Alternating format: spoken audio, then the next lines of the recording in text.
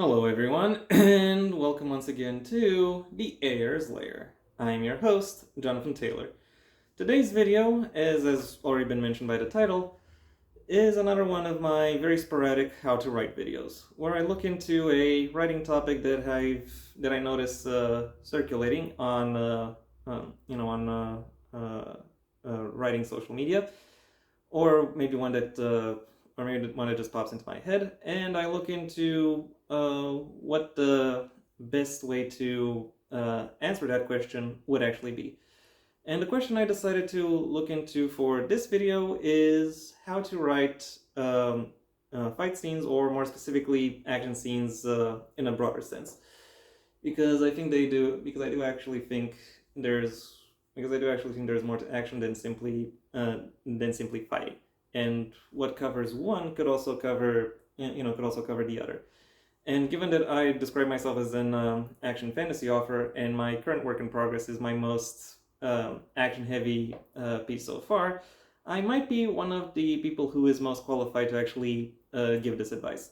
And hopefully by the end of this video, you will agree with that assessment. Before I go any deeper within my actual material, I first want to touch upon some definitions, so we're all clear on what exactly the goal of a fight scene or an action scene is really supposed to be, because because some people assume that fight scenes are all about conflict, all about hostility, and whereas other forms of fiction are just exploration, or maybe veiled philosophical analysis, which which is not entirely true. And in fact, one could say that all forms of fiction, to some extent at least, revolve around conflict, revolve around an obstacle to opportunity. And the aim of all fiction is to address that conflict. It is to navigate that obstacle that stands in the way of your lead character's opportunity. So within this tableau of conflict navigation, where exactly do action scenes fit? Well, for my money, I think an action scene is basically occurs when when the other available conflict resolution avenues have been exhausted, thereby leaving only thereby leaving the physical conflict between the parties involved as the main means of resolution. Therefore, the aim of an action scene is the application of physical violence in order to achieve a character's goal. In order for that character to seize that that opportunity that they would be pursuing, and they do so by utilizing that physical violence in order to incapacitate their opponent, and thereby negate the conflict vector that that their opponent presents to them. Damn, this damn phrase keeps popping down into my head. Maybe I should make my hair asymmetrically, but that's beside the point right now. Anyway, where was I? Oh yeah. That is how I see an action scene. Ideally, an action scene would also take place between parties that are relatively equally capable of inflicting damage upon each other. One could very heavily stretch the definition of an action scene to also include debates, for reasons I'll get into later. But that is not the framing I'm going for, for the sake of this video. So, with this, now that we have this framing in place,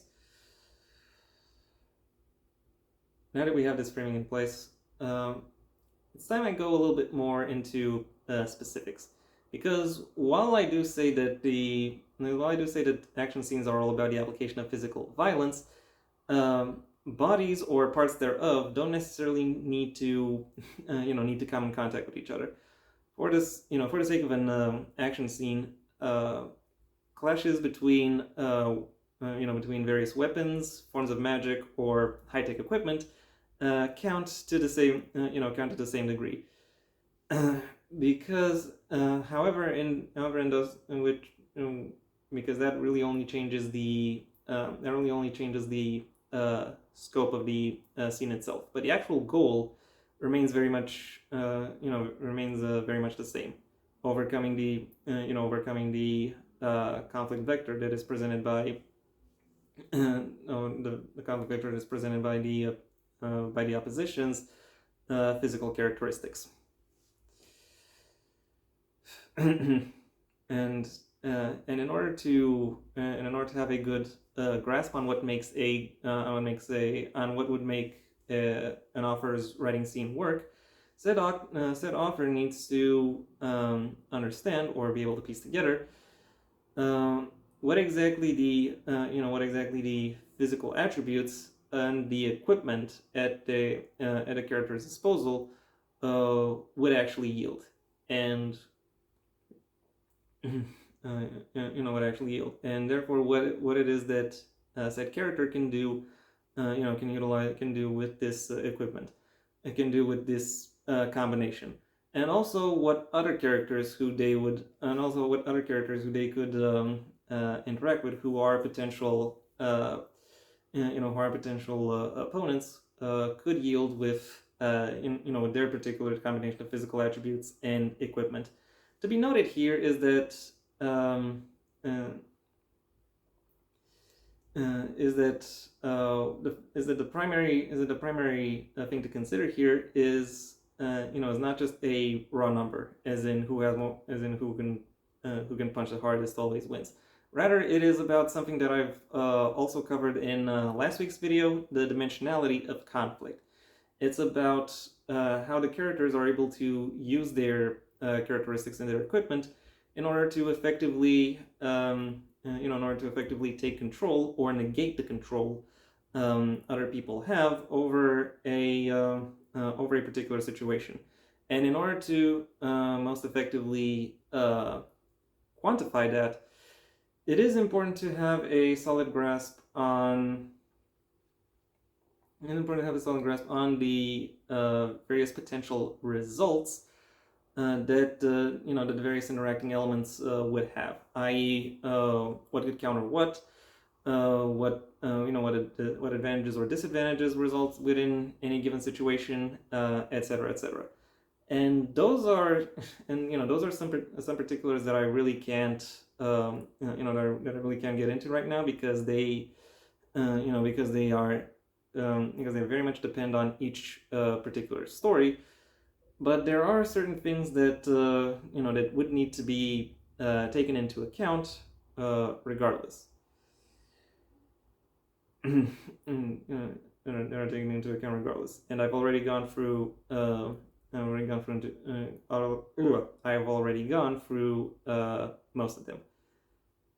The one thing that there's, however, one more thing to consider is that, and that is that in order to that because each combination of equipment and physical characteristics of any particular opponent can lead to that opponent having a broad degree of control over several dimensions of the conflict. The best possible course of action within each within each of the various action beats or development moments that such a scene would be comprised of is has the potential to change throughout the scene. Therefore, there is an intellectual component to consider when it comes to an action scene. Even if the main appeal is the physical aspect of it, and that intellectual component isn't just the tension management. one could easily also deconstruct each action scene as a fast moving puzzle, or a fast paced chess match, where for each competitor, the the best, most constructive option is to the best, most constructive option would change would change with each new action and development that occurs. And that could also be that could also result from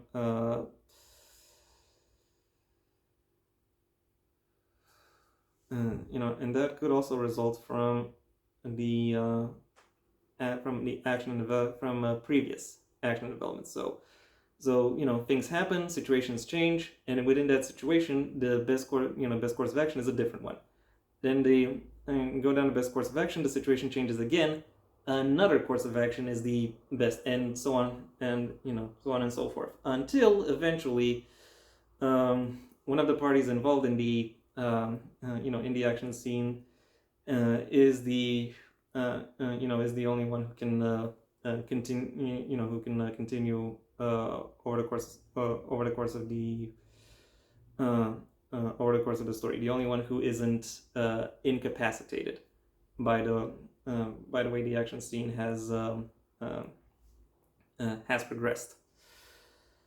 That is partly why if I recall correctly, I mentioned debates as a as a potential abstraction of an action scene, because because just like in a just like in an action scene, debates debates also happen to be about finding about the best possible action within a given moment, and finding a way to counteract your opposition's potential action course.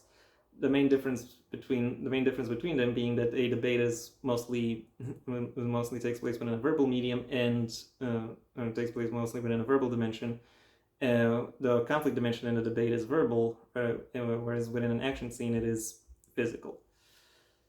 And yeah, that is basically my my advice on this topic. I hope you enjoyed it, and or found it useful. If you did, well then please like the video, and maybe even share it wherever you think other people will also like the video. If there is anything you'd like to add, either to the topic itself or to my recommendations for it, that's what the comment section is for. And if you want to see when my next video gets released, well then please subscribe. And ideally also ring the bell, or do whatever else YouTube will ask of you in order to keep you notified. My books, the first of my own Heir to the Empire series, The Next Generation and the Path Not Taken, are available at various book retailers under their respective master links in the description down below, right past my social media links, which I also suggest you check out should you choose to. Additionally, I also have a second channel where you can hear me talk about whatever else crosses my mind, though typically it will still be related to yeah, sorry, I have to pinch myself a little here. Though typically it will also be related to narrative analysis, the main difference being that the narratives take place outside of the printed word medium. If you're more interested in hearing my thoughts on the printed word medium, then I suggest you stay on this channel and go through my extensive backlog of writing advice, book reviews, and miscellaneous other topics. Mostly book rankings, if I'm to be perfectly honest. And if none of those options interest you, then I suggest you go ahead and do whatever you want with the rest of your day, because it is your day after all. And yeah, that's all I have to say. Until next time, I'm Jonathan Taylor, and this has been the Heir's Lair.